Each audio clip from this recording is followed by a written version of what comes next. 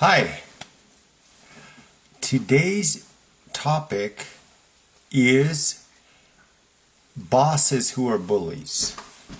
And this is a tricky one, and it deserves its own video, because if you do this right, you come with tremendous power over the situation, and you come from a position of strength. But if you do it wrong, you could get fired, or the abuse could continue for years. The boss has a lot of power over you, and that's why he feels he can be a bully, right? But we're going to switch that around on him, because we have laws in this country about workplace harassment and about we have the right to sue the boss for aggressive bullying. So we're going to talk about every aspect of this situation. First, I want to tell you a story about the last job I had when I actually worked for someone. Normally, when I get out of prison or jail, I am self-sufficient. I don't work for people. I don't like it. I'm my own boss. So if I get out of jail, I just grab a squeegee and a ladder, and now I'm a window cleaner. I just grab a paintbrush and a ladder, and now I'm an interior painter. So I like to work for myself. I don't want to work for no boss who's treating me and picking on me. But the last one I did work for, I got out of jail 12 years ago. And I had no money. I didn't even have squeegee or paintbrush money. But I had some construction skills, not great ones, but handyman level. So I find this guy who needs a helper, and his name is Tim, right? And Tim was the world's, I don't want to say he's the world's worst boss, but he was up there, okay? And so Tim would, and because I was not willing to be bullied at all, not even a little bit, so we kept clashing heads, right? Like, I remember one time Tim said to me, he was paying me hourly, right? I don't know, probably 25 bucks an hour, okay? So he says, "Hey, Alex, I have an idea on how you're going to make more money. I'm going to put you on a salary. It's going to be based on each job we do. You're going to get a fixed rate." And I go, "No, I'm not willing to accept this term." He goes, "Why not? You will make more money." And I go, "Well, if I'm going to make more money, simply give me a raise." But this sounds like a convoluted way of me making a lot less money, because I don't have control over how long we stay on a job. That's something you control. So I'm going to pass on this. He looked very confused and upset, because he thought that his superior strength as the boss, and my need for a job. Hey, I may need a job, but I still have my respect and myself, my dignity, okay? I'm not gonna, that doesn't go away, all right? So, yeah, you don't come at me with your, you think you have a bright idea on how to screw your worker, and you come to me with that nonsense? That's not going to fly. By the way, I want to tell you guys, I had, without a doubt, the world's worst jobs ever, okay? Those are called prison jobs, okay? Have you seen those signs that say work for food? Well, when you go to the county jail, right, and you're hungry, right? And then I always volunteer to work in the kitchen, right? And so guess how they pay you? just food, extra food. You got an extra plate of food if you work.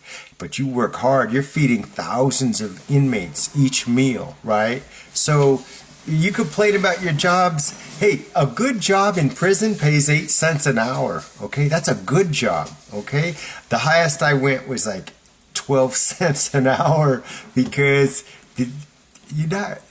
okay, so when you think, oh man, I'm only getting paid $20 an hour, or I had to work 60 hours a week. Man, I work 80 hours a week for free food. Okay, and you want to talk about a hostile work environment?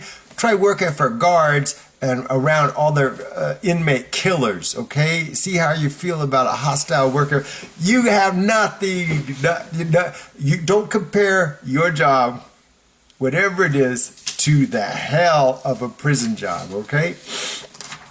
Okay, back to Tim, right? Tim, my old boss, he was a jerk because he would tell you, I'm not here to teach you anything. You either learn it by watching me. So he was never, like, you couldn't ask him a question. How do you want this done or anything? And so that was extra frustrating because he was not willing to teach you, but he expected you to know everything. One time we're doing a job and I assumed that he had grabbed a certain tool and put it on the truck as we were cleaning up to leave. And he assumed I grabbed the tool. And so when we both just go, oh, the tool's still there. So we turn around and go back, right? This is how petty this guy is, all right? He was so mad that we had to turn around and get the tool, okay? That he has a friend, because it was late at night, right? He has a friend who works another crew. It's not our crew. He says, you're going to work with him for a few days. And how are you going to pass? It would be the equivalent of if I worked at McDonald's, right? And then the boss says, hey, you dropped a hamburger. Now you're going to work at Wendy's for a few days as punishment, right? And I'm like, well, I mean, I'm still getting paid. So wherever you want to set, but the whole purpose was to publicly humiliate me. In other words, when he gave me to the other crew, he says, Alex is staying here because he lost a tool, and this is, you do whatever, have him do all the grunt work, right? So it was designed to publicly shame me for forgetting the tool. So he was bad, but I didn't take it. I got a mouth, right? One time he was underneath a kitchen sink, and he's doing the plumbing, right? Now he's big, he's like 6'6", right? So he can't get into the tiny under the sink. It's not designed for a big guy, right? And he goes, he's squishing. I go, this is one of the times when it doesn't pay to be 8 feet tall. And he came up and he looked at me. He goes, I can't believe you just said that. Yeah, I mean, that's how I feel for all of you who are being verbally bullied. Don't you have a mouth? As long as you don't say nothing sexual or racist, if they say something, right, you say something back. Don't just sit there and take it. When you say something funny, I'll say something funny too. How do you like that? Now, this is not appropriate for bullies. Bullies are trying to hurt you, right? So, but verbally defending yourself is always a good choice. Watch the video on how to be strong and watch the video on how to not be an easy target. And this is what we call pushback. Now, Pushback is standing up for yourself. So pushback, there are times when you can go deeply personal on a pushback, okay? What if your bully is your sibling? Well, you don't have to watch you could say something deeply hurtful and push back. What if the bully is mom or dad? Push back. You could say something personal. You know, when your dad says, why can't you do anything right?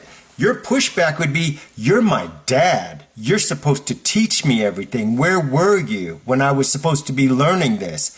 Dad. See, that's how you push back, okay? So I would always push back on Tim. He was not a fan. He's not a fan. But this is how okay. So here's the reality of the relationship with me and Tim. He hired me and assumed that because I just got out of jail and I have no money and I'm actually paying another coworker to give me rides. Like I'd pay him money for gas to pick me up and take me to work every month because that's how broke I was getting out of jail. He thought he had tremendous advantage over me, but I would rather not. I have to be self-sufficient, man. So you think you could have talked down to me? I didn't go. When I'm in jail, do you think people talk down to me? I don't let it happen, man. You know, we're going to box if you keep doing that. I'm going to warn you, and then we're going to box, okay? So why would I come out in society and let people push me around that way? It's not going to happen. So stand up for yourself. Anyway, so yeah, Tim, terrible boss, right? And so, okay, let's talk about bosses and bully bosses and what the procedure is to stop the bullying. What are your boss's priorities? He's picking on you and belittling you, and he's publicly shaming you. Let's take Tim as an example, okay? He's publicly shaming me. He's put me on another crew of strangers to work. Why?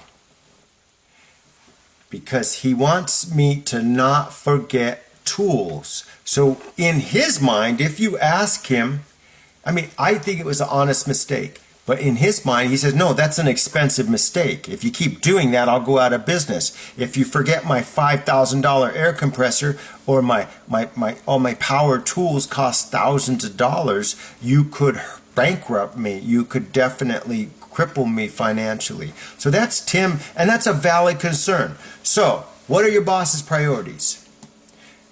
That you do a good job. Okay? So that's your number one goal. Are you doing a good job?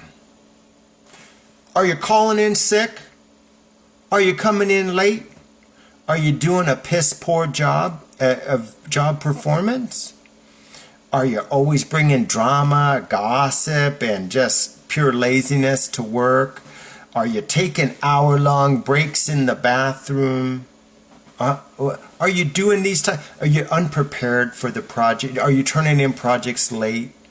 If you're doing all those things, your boss is not a bully. You're just a bad employee. So, rule number one, if you're having a conflict with your boss, examine your own performance. Ask for a coworker to give you, hey, do you think I'm doing my job good? Does it look like I'm doing? How did the last person who did your job before you, how did they do it? Did they do it the same way? Or what are your boss's goals regarding your work? And how close are you getting, are you hitting that goal? Okay, because if the average salesman is selling 100 widgets a month and you're selling 10 widgets a month, don't be surprised that your boss is talking down to you and making these frustrated noises and come on, you're way behind, right? So yeah, is your performance as good as it could possibly be? If it's not, well, step one, do your damn best at work. Your very best. Don't bring your, don't do nothing halfway, man. Do it your best, because he's probably riding you, unless he's, if he's a true bully, it doesn't matter how you do your work. But as we escalate this thing, if it grows into a bigger problem, if he's not willing to stop bullying you, then your performance matters a whole lot. Okay? So do your best at your job. Okay? Do your job well. That is top priority. Okay? Then he has nothing to complain about. Okay? If I'm getting the project done on time and under budget every time, he has no right to get up in my business. No right to make me feel, no right to shame me or insult me or criticize. Nah, I'm doing my job well, you see. So take that ammunition away from him and do your job superbly well. Okay, we talked before about the importance of allies. Okay, when you are being bullied by your boss, your allies are your co-workers. Okay, your first row, your first string of allies is the co-workers who are also getting bullied by the boss. Okay, and so those are your allies, and you're going to say this: hey, Janet, I noticed that sometimes the boss picks on you. He picks on me too. And you talk to her and you say, look, let's come up with an agreement, you and me, Janet. The next time I see him shouting at you, yelling at you, making you, insulting you, I'm going to walk over to you and I'm going to go, hey, what's the deal here? Are you guys okay? Hey, let's break this up. There's too much hot energy here. Let's take a break. And I'm going to, first of all, I'm going to be a witness to everything he says. Second of all, I'm going to do my best to get him to back off. Say, hey, boss, you seem a little hot. Why don't you take 5 minutes and we'll deal with this later. I'm going to separate them. Okay? But, Janet, I expect you to do the same thing when you see him attacking me. Okay? And so that's how you're building allies. Anyone who rejects this idea of help when they're being bullied, yeah, I guess you're on your own now. The boss can pick on you, and I'm just going to look over here. I'm just going to check my phone, because I offered to help you and you said no. Okay? It's rare for a victim of a bully to reject help from someone. Okay? It's rare. So, if he's picking on 2 or 3 people, now you have 2 or 3 strong allies who have a powerful incentive to help you when you're being bullied, and also to witness the bullying. Okay? And they'll also testify if this thing ever goes to civil court. If you're suing your boss for unlawful termination or for mental distress, stress and suffering of harassment, then they are your character witnesses. They say, no, Alex does a great job. The boss is always riding him anyway. Okay? Hey, I'll tell you a story about a boss, right? This boss, guess who he picked on? He picked on his own son all day, every day. It was so shameful. The son had a drinking problem because of so much picking on him. And the son did a great job. He was a really good worker. But, hey, I remember the son had a birthday, right? And in front of everyone, the boss invited the whole company to celebrate his son's birthday. It's his birthday. So he gives his son this gift. It's wrapped up in wrapping paper and a bow. Guess what was in it?